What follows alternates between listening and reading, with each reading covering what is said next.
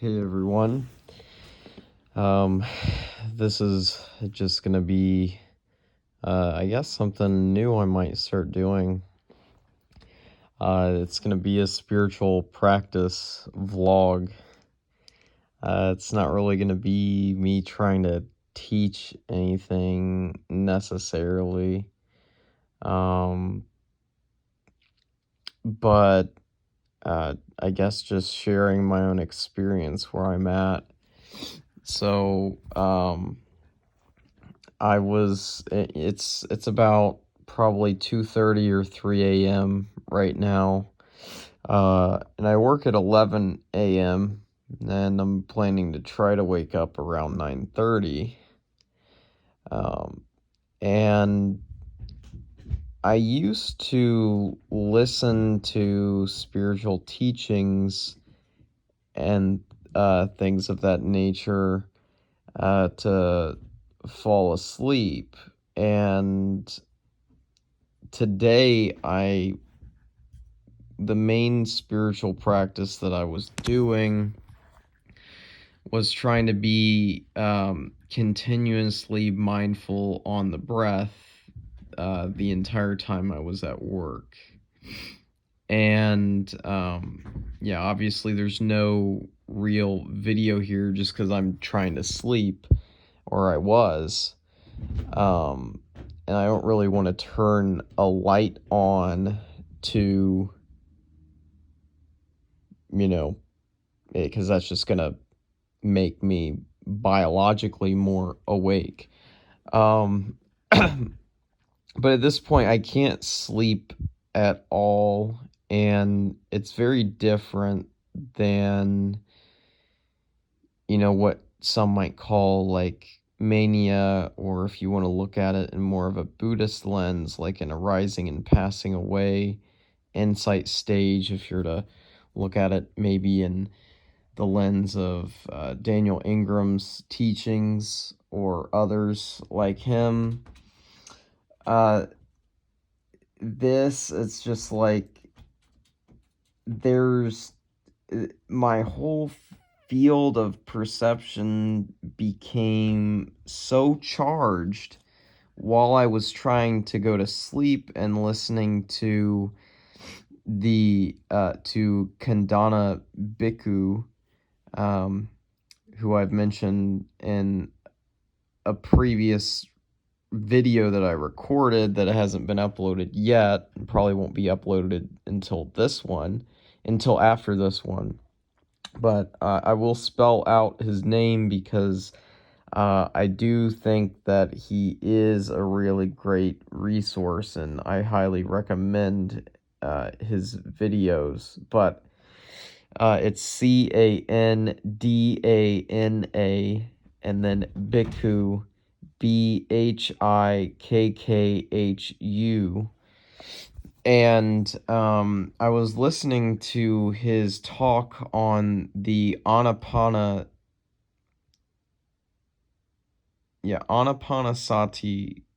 Sutta. I believe I said it right.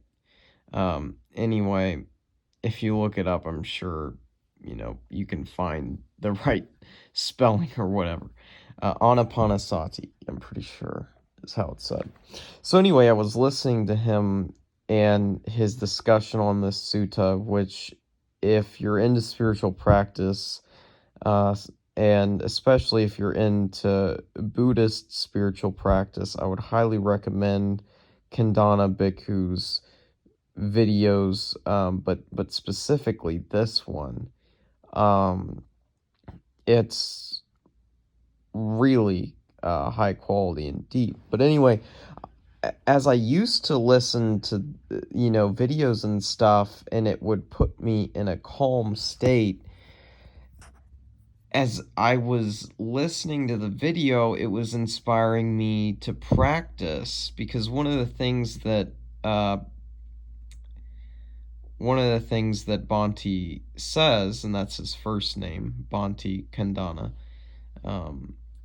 and one of the things that he says is that Ananda was kind of taking his sweet time with finishing the task of becoming an arahant. And he was saying that, Ananda didn't, attain to arahantship until after, or if you're not, up to speed with Buddhist terminology in their system, at least in Theravada, that is the highest level, um, or at least in some views of Theravada Buddhism, that's the highest level of awakening that, a normal person can get to, which does disagree with other schools of Buddhism, such as Mahayana, but anyway, that's kind of beside the point. Ananda was taking his sweet time with things and didn't attain to arahantship until after the Buddha died, and I'm assuming, from what Bhante said, that it is mostly probably was due to his motivation of after seeing the Buddha's death, but I don't know if that's actually true. I'd have to look further into things. If one of you guys know that, feel free to let me know. But anyway, so Bhante said in immediately after this that you should be almost imagining that Lord Buddha is sitting right across from you. And the way that I took this was that he is at all times sitting right across from you and encouraging you to give the added energy and effort into your practice that the Buddha and Ananda's teacher were trying to tell him continuously, while the Buddha was alive. You need to finish the task of becoming fully enlightened. You're not there yet. Give it more energy and effort. But yeah, Bhante was saying, imagine that Lord Buddha is the one there that is telling you that you need to have this extra effort and energy into awakening, and into spiritual practice, and into this work. And when he said that, I immediately shifted. I mean, pretty much automatically. It wasn't really much of a choice with that type of thing being said to me. It was almost like a chemical reaction. With that type of teaching and inspiration, I immediately, as I was still trying to fall asleep, and listen to the teaching until I fell asleep, that the teaching that Bhante was giving on the Anapanasati Sutta,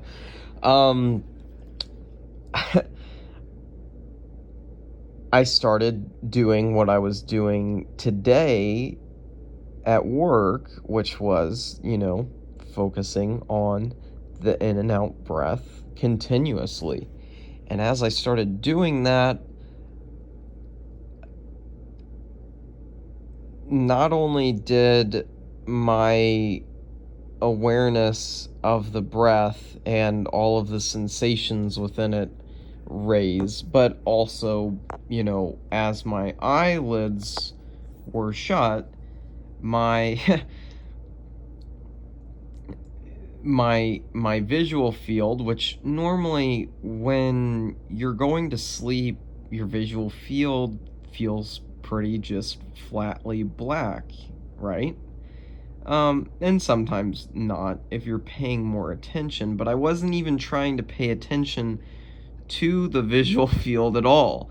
I was just paying attention to the breath, but this extra mindfulness on the breath ended up transitioning into all other sense doors, really, except for, really, yes, there was extra mindfulness on the mind or thought sense door too, but I wasn't really having many thoughts.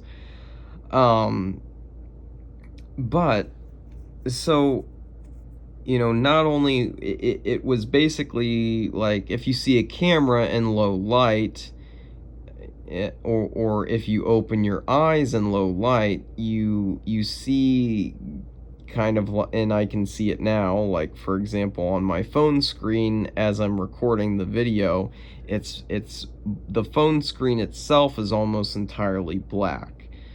There's just a tiny bit of light which you guys can maybe see, like near, but that doesn't matter. So anyway, you can see like this dancing fuzz of like little white looking tiny sensations within the blackness. But I was seeing this even with my eyes shut, and yeah, even if I close my eyes now in the dark, of course they're still there. And yeah, this is always there in your vision. It's just you don't have the mindfulness and concentration levels for it to be so utterly apparent, as it is to me right now, probably. I mean, I'm certain that you have seen it, rather apparent before. It's not an abnormal thing for humans to see this type of phenomena. But yeah, so this started becoming very apparent in my visual field, and then I started hearing just all the sounds that you might think of, from your hearing being damaged over time. Just that background buzz of just more dancing sensations. It's almost like, static on a television screen, like an old TV screen. The static on that. So you can think of it like, I'm seeing kind of like static visually, hearing static visually, feeling static in my body. I wasn't smelling it, so it'd be interesting to see the smell and taste sense store come alive even more, when there's really not much input that we would normally notice as humans. It'd be interesting to see those go up too. But anyway, so yeah, the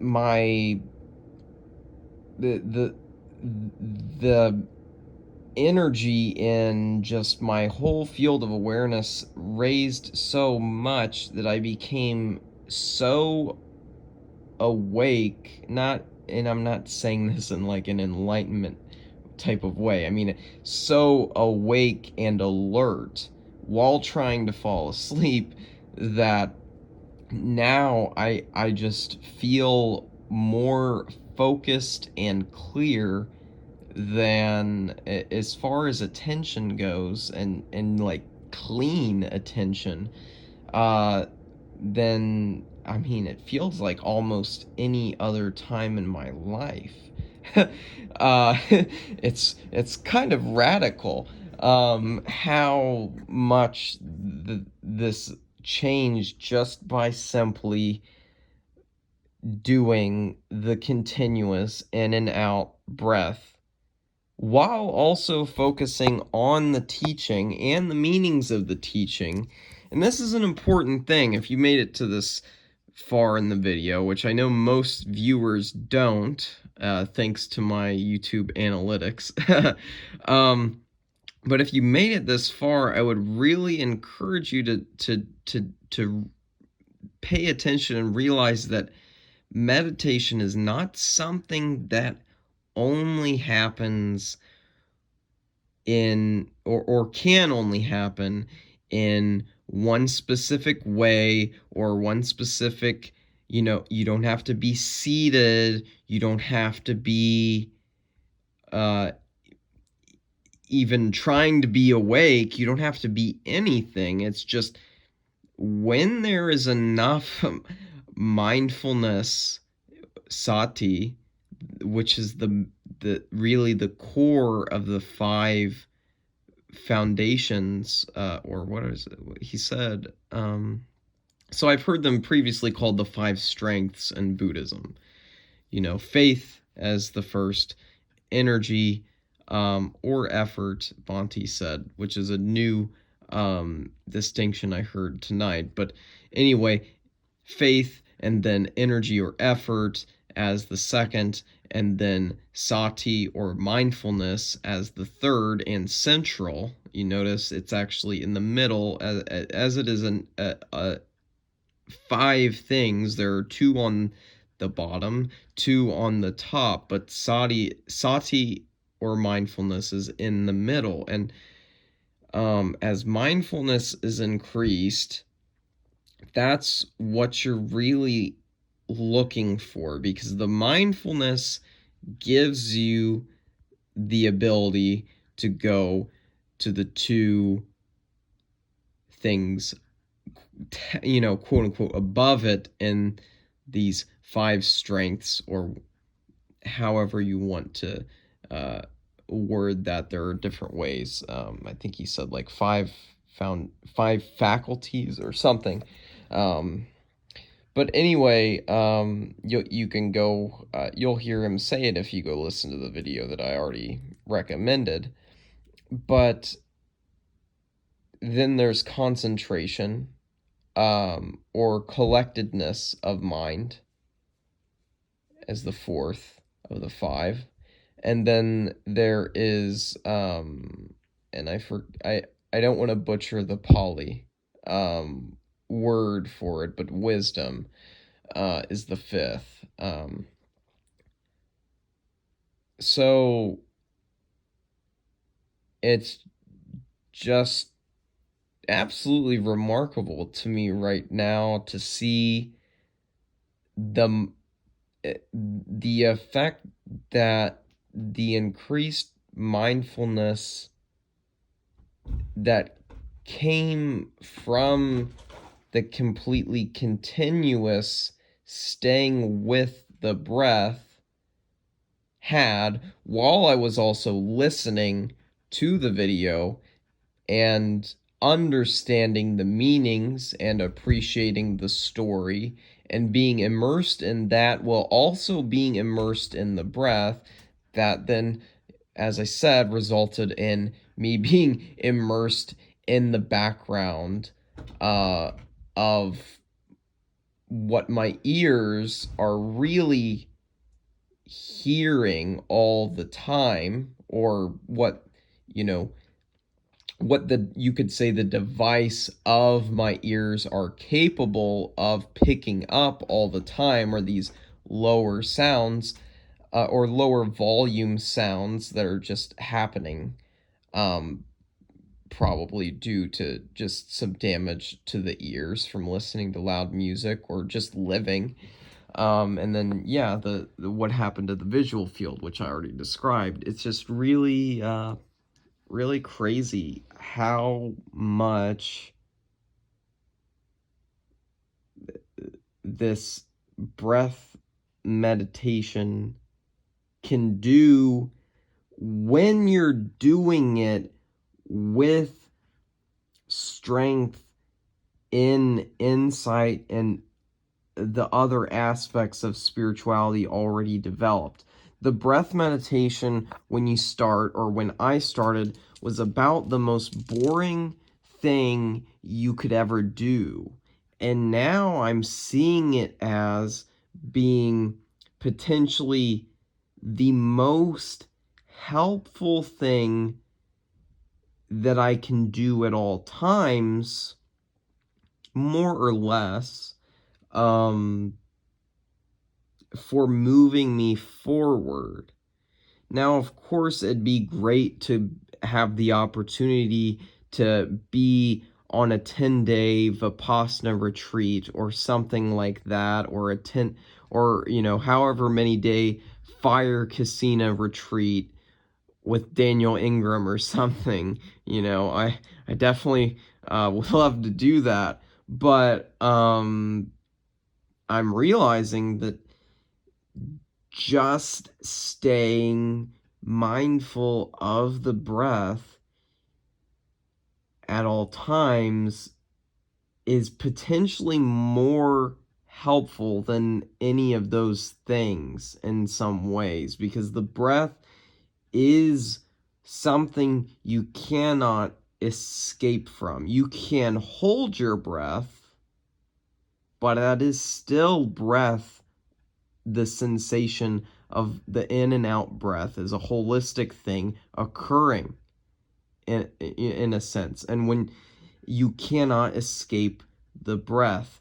And as Bonte was saying, that's one of the that's one of the reasons why it's so good for realizing anicca. I always say this wrong when I'm on video. Anicca. Fucking shit. I've been trying to become better at pronouncing this word. Some people say it anicca, or and I can't even say it the like English, kind of played down pronunciation of the word anymore, because I've been trying to focus on saying it in a better way. But anyway, impermanence. I don't even need to go to the poly. It doesn't really matter at this point. You can go listen to Bonte pronounce it. That's how you pronounce the poly of impermanence properly, most likely. He seems to be pretty good with that stuff, with the usage of poly. As a person who, is able to speak English as well. So, anyway, yeah, this is just kind of crazy. It's funny too, I've had, my greatest fear as a child, and even up through many points in my adult life, has been the dark, because I had, at the very least, a very convincing dream and event that occurred immediately after the dream, which may have been a hallucination or may have been real. I really don't fucking know. Of being abducted by aliens when I was probably roughly 8 years old. And it was funny that in this state, after doing this practice, I realized, okay, I really can't sleep now. What's logically going to help me sleep is turning the lights off. I normally, if I'm, at least until tonight, I would almost always, every single night, if I had if it was in my own house or whatever, if I was alone, the only human being in the house or apartment or whatever, I would sleep with some type of light on, because of how afraid of the dark I was. As a child, and then what occurred, in the dark with the abduction experience. And I realized after doing this practice tonight that, I really can't live with this fear any longer. It is an impediment to trying to evolve myself to be closer to the Dhamma, or you might have heard it called Dharma. That is the Sanskrit. Dhamma is the Pali, which both just in a simple way mean the teachings of the Buddha, or the teachings, the spiritual teachings, or you could even make it more general, not even just say Buddhist spiritual teachings, but just spiritual teachings or information, or the progression toward what they are trying to get you toward, which is enlightenment, awakening, realization, etc. So, yeah, I mean, I don't even know. I don't know if I should just keep talking here, because I'm just there. Yeah, there's so much energy it in my awareness right now.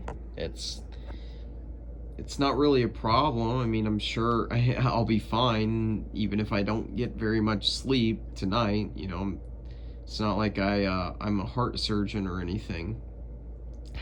I I work at a hardware store for $15 an hour right now. So I mean, though, there's not any huge catastrophe that could really happen from me not getting that much sleep. Um, Other than me, you know, harming myself at work while like lifting something or operating a saw, which I'll knock on some wood right there for that one, for that outcome that could happen. But I guess at the end of the day, you know, whatever arm I've got now is in a sense pretty impermanent. That's pretty certain. So yeah, just kind of a really interesting night for me. I figured, why not record it? Why not share it? And, you know, maybe this will be a better way of, you know, doing what I'm trying to do on my YouTube channel for the most part right now, which is just teach spirituality. You know, I think when I'm trying to teach directly, not only am I probably acting in a more arrogant way, where I'm claiming things that, you know, may or may not be true. You know, for example, like claiming stream entry, claiming third path, claiming anything like that, claiming the natural state. I mean, these things are so hard to actually know where you're at for, and I don't even know what the fuck that was. Sorry, I just had a weird reflection happen on my phone screen. Just a big bright flash of light. If I was in more of a maybe faith focused state, if we're to think of the five strengths, I would be maybe thinking it's some type of supernatural phenomena. Maybe it was, maybe it wasn't. I really can't tell you. Probably wasn't, but who knows? Anyway, yeah, this stuff is, yeah, where I was going with all that was, you know, maybe sharing just practice vlogs would be a good way to break down some of the barrier that people might have in seeing me as claiming certain things with certainty when I'm in more of a teaching mode. Because when you're in a teaching direct kind of mode, it does, when you're putting on that role or that identity is sort of a garment that you're having to use.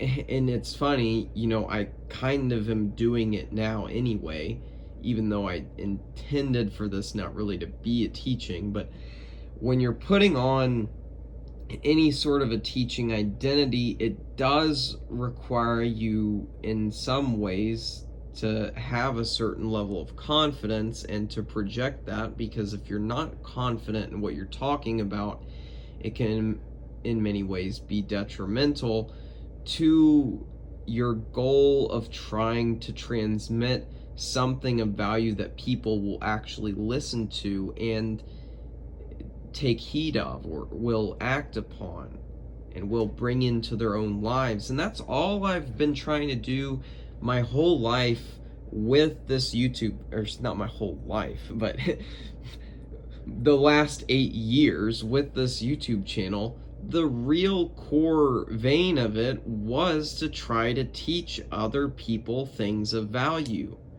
Um, and, when I first started out, part of it, a big part of it, was I wanted to teach things of value and become, rich and famous YouTuber guy because of it.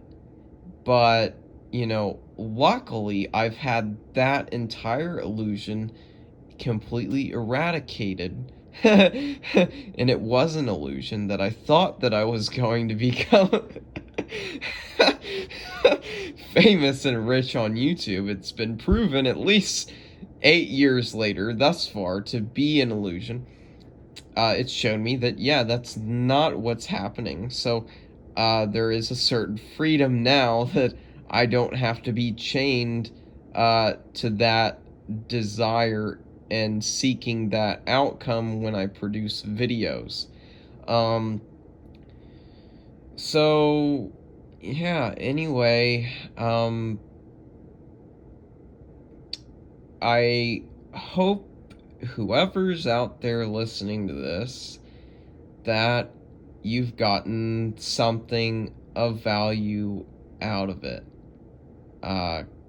Because I wouldn't really be here recording it if I wasn't in a place where at least a big part of me was trying to give value to you. Because, I mean, I could just record this and keep it to myself, but I don't really care that much to go look at my old recordings on my phone.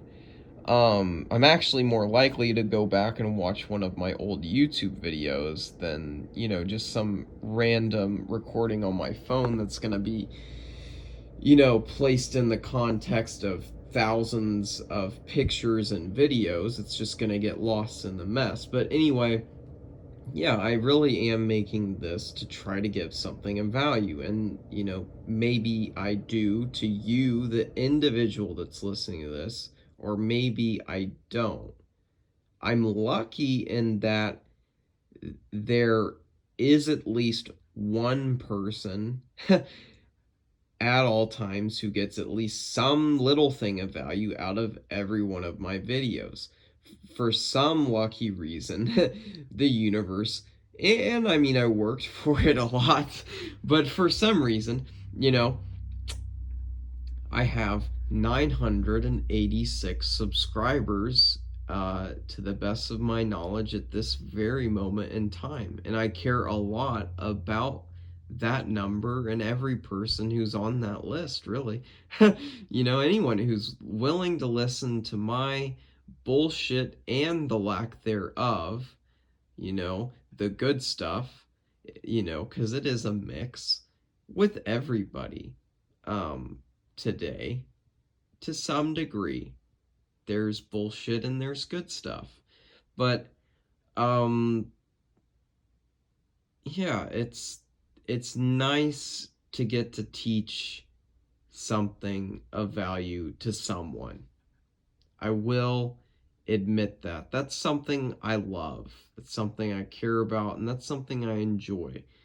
Um my first meditation teacher and psychologist even talked to me about the possibility of, maybe teaching or something of the sort being a significant past life of mine.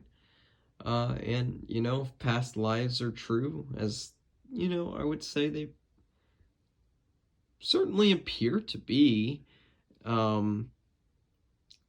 at play, or could be, I would say there's a pretty good chance, because this teaching urge is pretty huge in me. It always has been, like, ever since I was 18 years old. I found my life purpose, and I have a really old video. It's about 7 years old, 7 and something years old, 7 and a number of months. That said, that my life purpose is I want to live the best life. I want to find out how to live the best life and then teach others how to do the same after I've learned how to do that. And this is a never-ending process. This life purpose of mine, by definition, because living the best life means that in every stage and step and even moment in life, you're trying to make the next better than what it has been. You're trying to improve for the purpose of the enjoyment of the process in life for yourself, for me, but also to share that with others. And with as much information as out there on the internet today, and even with as much as going to be out there in the future, you've got to learn some really important shit that's really going to stand out and really have a lot of value if you want it to get to people. That's that's the fortunate and unfortunate truth, is that you've really got to get good at this shit. Brandon, you've really got to get good at it, buddy. Talking to myself a little bit here with you. That's just something, I guess I'm realizing right now. I mean, it's not that I haven't realized that to, degrees before, but it's pretty clear right now, if I really want any of this to make as big of a difference as I'd like it to, and to help as many people as I'd like it to, I've got to work my ass off. But the good news too is that even where I fail to spread something of value to others, in a certain way, the people who are missing this are getting something of greater value to them, at least as it seems in the moment, by whatever it is. It could be them watching a video on how to make money, or just entertainment, or whatever. But maybe this is a reason why I should really try to market my videos better, which I'm utterly kind of shitty at, if I'm honest with myself and you. I struggle a lot with a problem of authenticity. Not that I'm not authentic, but actually rather that it's one of, if not my highest value. And it's really hard to market yourself with that as one of, or your highest values. Because if you're not showing people everything, or at least the parts that you want to show when you record them, you're not showing what happens, it just feels fake.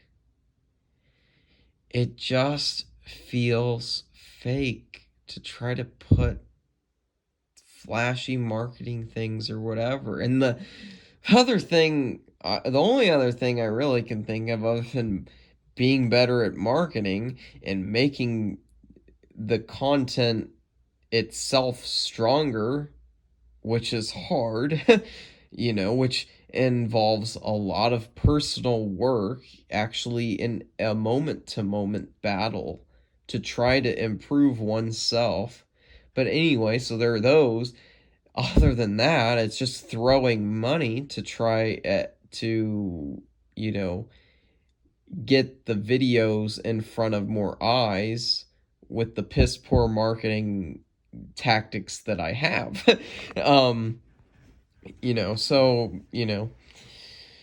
Just throwing advertising dollars behind my videos. I mean, that's something fuck, if I had a high paying career, I'd probably spend a lot of my money, or any source of money. I would probably just pour a fuck ton of money into trying to get my videos viewed by more people. Um, Not even as like a return on investment as a financial thing in any means, because I could probably invest in a million different things that would make me more money than uh investing in my YouTube channel, getting more views where I talk about, you know, eh, quite esoteric aspects of spirituality and mental illness and odd things and show my personality and all this shit. It's, I could get so much better returns on investment if we're talking about money, but the thing is, I feel like the best return on investment is sharing what the fuck it is that I've come in contact with that I think is valuable. It goes back to the movie Lucy, which is now one of, if not my favorite, one of my favorite movies, if not my favorite movie. Um, in Lucy, if you haven't seen it, the movie Lucy is about um, a woman who's injected with a hormone or chemical. It's a hormone, but also a chemical, obviously, as all hormones are. And it's the hormone that's responsible for growth in, uh, you know, humans when they're in the womb, when they undergo their most rapid changes bodily. But so a criminal organization ends up finding a way to make a synthetic form of this, and they use her as a sort of a drug mule by cutting her stomach open and putting the packet of drug in there, but she ends up getting in an altercation. By the way, if you haven't noticed by now, this is a spoiler for the movie Lucy. So it's a great movie. I would recommend you go watch the movie before you hear me talk any more about it. Highly, I would recommend just go watch the damn movie. If you've listened to 42 minutes and 57 seconds of this bullshit, I can guarantee you with certainty that you would appreciate the movie Lucy in a deep way if you're paying enough fucking attention to it and the themes and everything. And it's a well done movie, high budget, all the good stuff.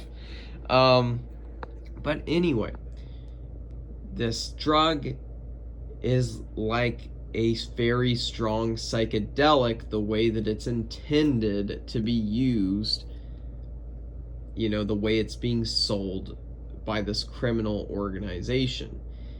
And she has like a kilo of it or something, and it's active at very low doses. She has like a kilo of it, so you can imagine having like a kilo of 5-MeO in your stomach, and she gets in an altercation with a guard, and the guard, or it maybe even, no, I think she refuses to have sex with a guard of this criminal organization, and he kicks her in the stomach. Yes, that's the order it occurs. And then after he kicks her in the stomach, the drug starts kicking in.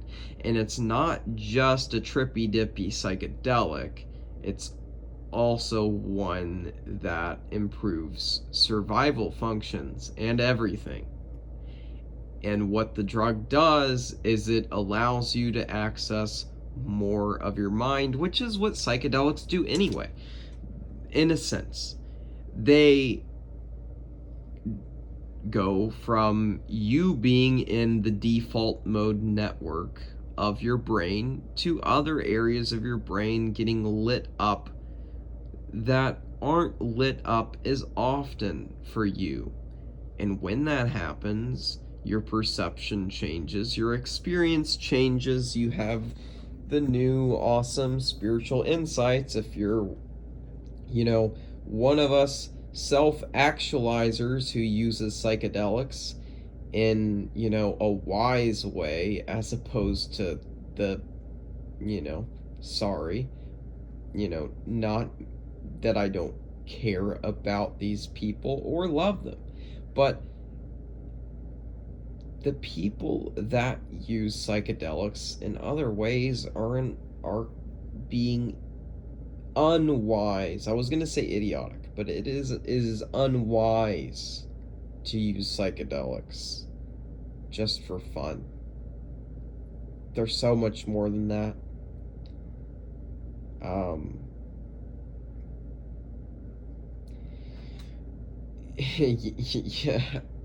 Yeah, it's like using a page out of the Bible to smoke your joint, which I think I've done, but I think it was with the Book of Mormon. Funny now that I actually highly respect a lot of parts of Mormonism after deepening my spirituality. But anyway, yeah, so in Lucy, the point is she ends up unlocking her brain, and at the end of the movie she unlocks 100% of it and then becomes God, essentially, by pretty much any notion we look at God as. She's but anyway, so in the movie she goes to Morgan Freeman's character, who is a scientist, I believe a neuroscientist, and he, in earlier parts of the movie, before she accidentally ingests the drug, or not even ingest, but before it goes into her bloodstream,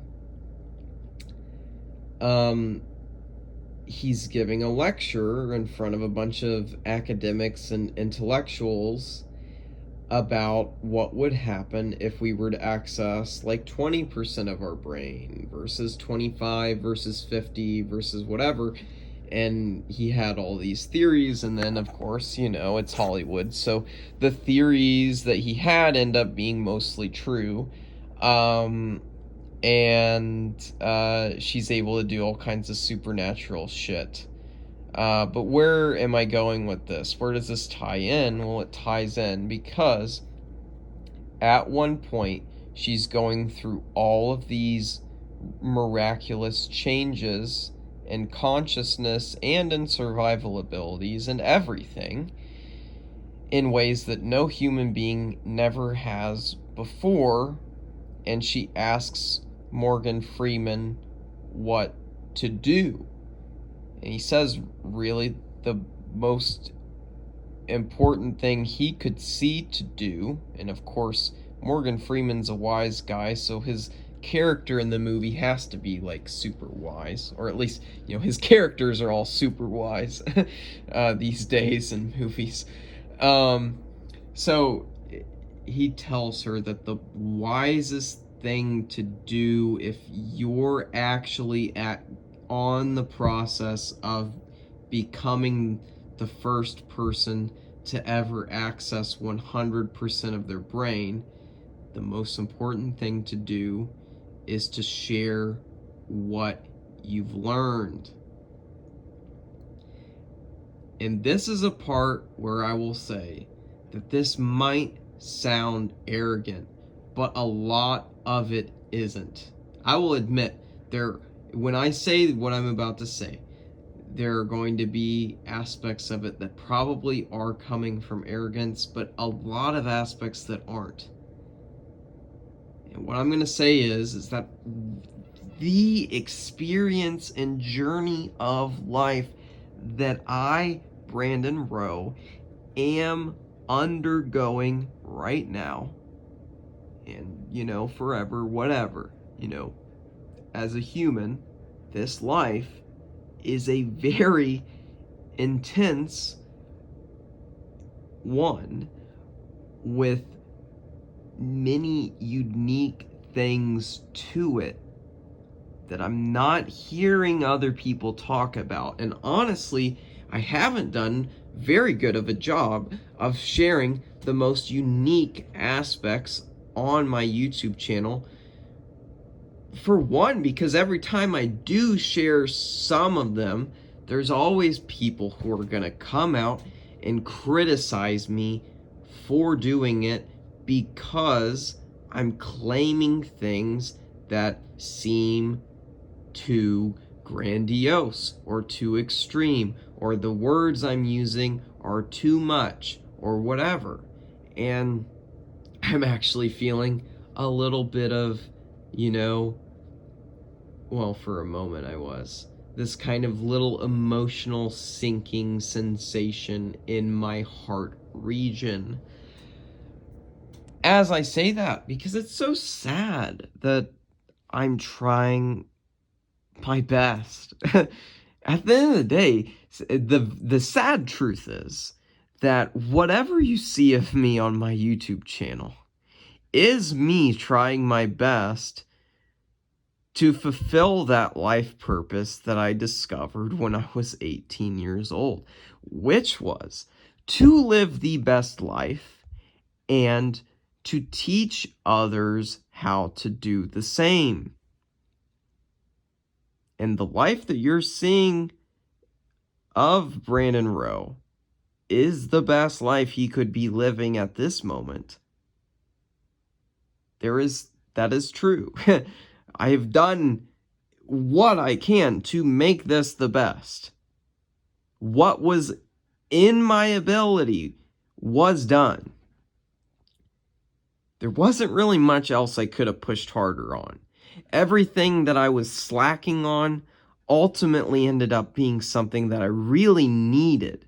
Or what I mean, not slacking on. For example, like when I was in my first year of college, I was really shitty at it compared to my previous academic history. Was this because I was any less intelligent compared to the other people around or anything like that? Maybe slightly, because people in college just in general are probably going to have a higher IQ than, people in high school, and your competition's a little harder. But no, I needed to get that time to enjoy the social aspects of life and friendship and being a free person away from, parental control and all these things. I needed to go through that experience of, blowing my first year of college to get the, in the educational aspect of college, to get the other aspects of college. Sadly, that ended up being, unfortunately, it was the best play. The only reason I say it was the best play is because it got me here, and I'm fucking certain, and I don't want to say GD because I'm honestly trying to say that less. I do think there is a quote-unquote sinful aspect to using these divine pointers in vain. There is actually something about that. But anyway, so that's important. But don't use that as any type of a moral thing that you have to follow or rule from me. Use it as a rule from you when you realize the significance of what I'm talking about. And fuck, you might be 70 years old when that happens, or you might be dead or in another lifetime. I don't know. Or you might never realize that. But I will tell you that there is an importance to reverence. This is getting really ranty here, but one of the most beautiful things that I was shown about spirituality as a child was reverence. And I was shown that through the Mormon Church. It was one thing that they really nailed. They really nail reverence to a pretty high degree. And I was lucky to be exposed to that aspect of the faith. Other aspects of the faith really fucked me up for a while. It was funny. I was telling a psychic um, about, my decision to take, 10 tabs of LSD and the experiences that occurred afterwards while we were in a type of symbiotic, you could call it crown chakra or Holy Spirit or whatever word you want to put on it, bond, literally sharing spiritual energy, as we're both very well aware of it and able to talk about how it's occurring and what it is in real time. And we both have our own theories of what it is and how we got there, and we're both instructing each other on how to develop it more. But anyway, she told me while I was telling her about the 10 tab of LSD thing, she's like, "Yep, that's exactly what a Mormon kid would do." Because there are parts of the faith that very deeply can traumatize you. This is actually something that the spiritual teacher Morgue talks about. Morgue, the creator of Hyperionism, which is really just a form of transhumanism ideology, which is just focused on creating a higher society and future for humanity. His idea is basically becoming Hyperion. you know going beyond human, and really, that's what you know anyone seriously deep into spirituality is doing. They're trying to go beyond what human ever would have meant before they ever were spiritual to them. Before, they're trying to go beyond what that word was capable of meaning uh, to themselves. But yeah, I mean, fuck. I'm 57 minutes into myself talking here. Uh, and I've got to work tomorrow. So, I mean, I don't know how good of fucking luck I'm gonna have trying to sleep, but I might as well just stop this here and say I love you guys. I really do. Like my viewers. That's why I give my phone number out on the internet and my Skype, for my WhatsApp. It's also my normal phone number. Um, you know, uh, so fuck, I guess if you're gonna hack me, well, shit, there you go. I don't know. Well, luckily, there are people who are developing, stronger security measures for me while I sleep as you try to develop your hacking skills or use them. So, um, if you want to hack me, just, realize I'm not trying to fuck anybody up. That's all it is. So, but yeah, I give my phone number out and my Skype out uh because I'm a spiritual coach, a spiritual teacher, and I'm available to you guys. Uh really whenever you truly need me. But if it's not some type of crisis, I can probably at least do once a week for free, 100%, with no expectation of a donation. But I will say, if you donate $5 to my Patreon, I'd be pretty thankful. It's just Patreon, Brandon Rowe, whatever. You should find it pretty easy. Um, but, yeah, so Thank you for watching.